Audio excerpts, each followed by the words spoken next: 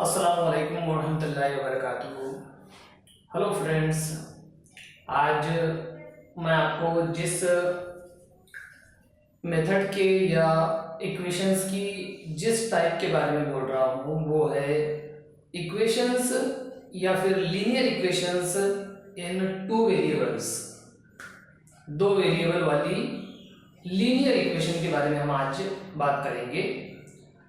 ऐसी इक्वेशंस जिनमें दो वेरिएबल इस्तेमाल होते हैं। देखिए, दो वेरिएबल मतलब x और y या फिर m और n, a या b। एक ही इक्वेशन में एक ही मसावात के अंदर दो अलग अलग वेरिएबल इस्तेमाल हो रहे हैं, तो उस वक्त हम कहते हैं कि वो जो है वो दो वेरिएबल वाली इक्वेशन है, दो मुतग़य्यरी मसावात है। और ऐसी मसावातों को कैसे हल किया जाता है उसका तरीका आज हम देखने वाले हैं।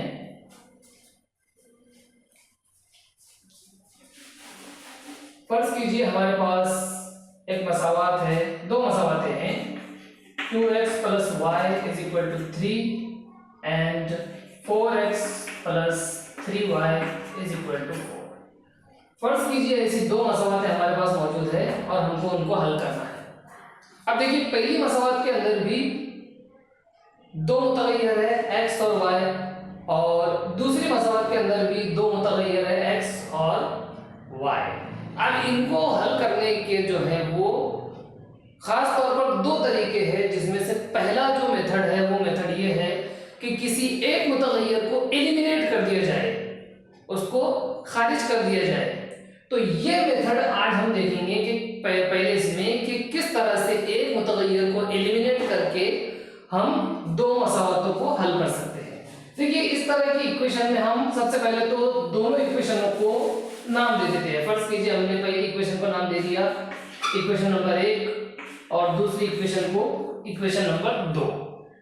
अब देखिए, इसके अंदर हमको किसी एक वेरिएबल के जो ज़रीब होते हैं, जिसको अपन कोएफिशिएंट बोलते हैं, या आदाद, तो इन आदाद को इक्वल बनाना पड़ता है और इक्वल बनाकर जो है हम उनको फिर जमा या तफरीक के जरिए जो है वो एलिमिनेट कर देते हैं, उनको मंसूब कर देते हैं या खत्म कर देते हैं। तो फिर जो है दूसरा एक वेरिएबल बच जाता है, उसकी कीमत मालूम करके फिर हम उसको पुट अप करते हैं और इस तरह से दूसरे मुतग़य्यर की कीमत भी हमको मालूम हो जाती है। देखिए, इसके अंदर हमको मसावात नंबर 1 और मसावात 2 मौजूद है।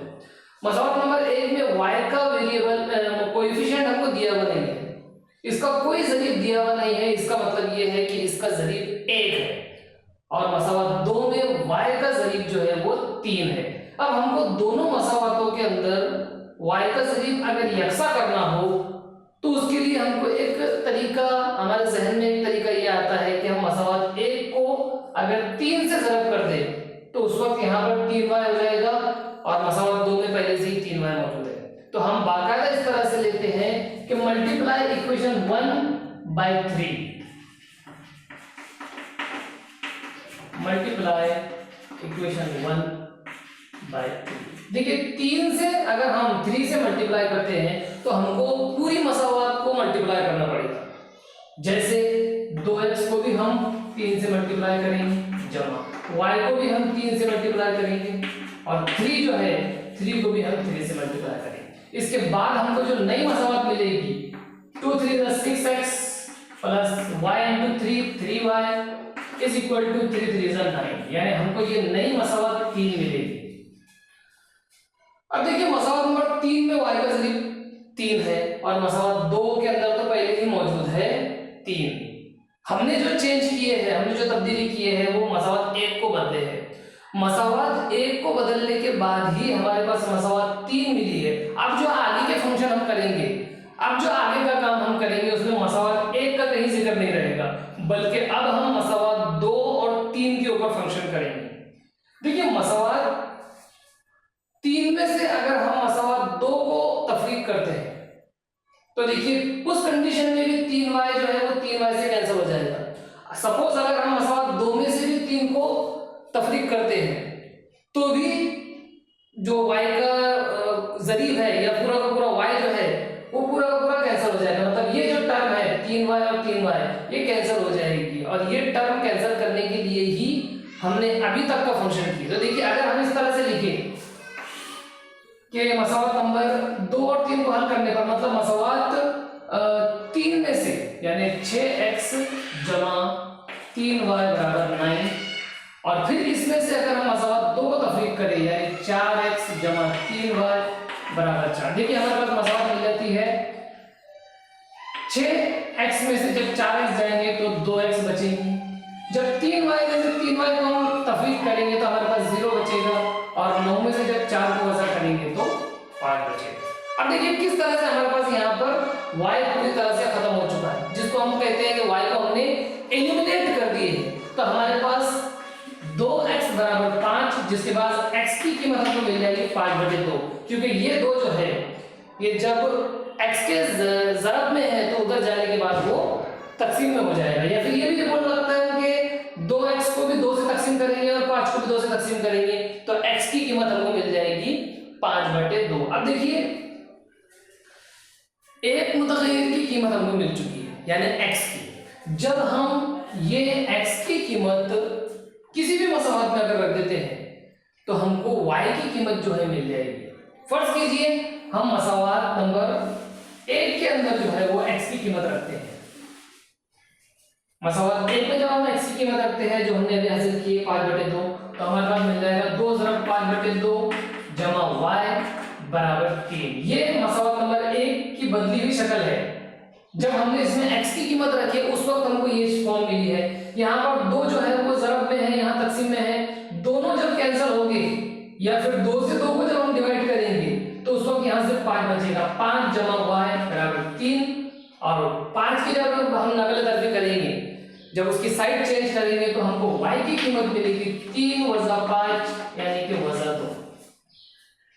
इस तरह से हमको x की कीमत मिली है 5/2 और y की कीमत मिली है वज़ा 2। इस तरह से दोनों भी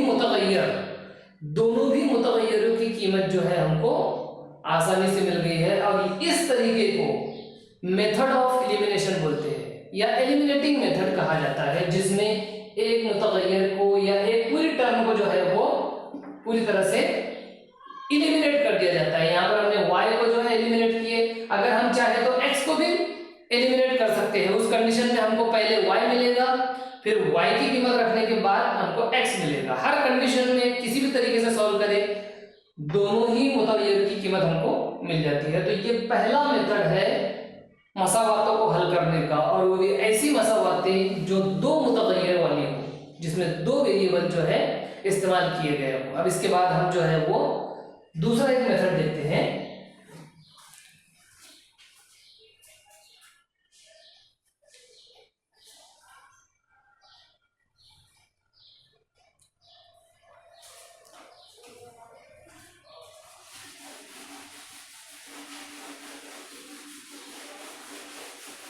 देखिए हमारे पास दूसरा जो मेथड है वो है सब्स्टिट्यूटिंग मेथड।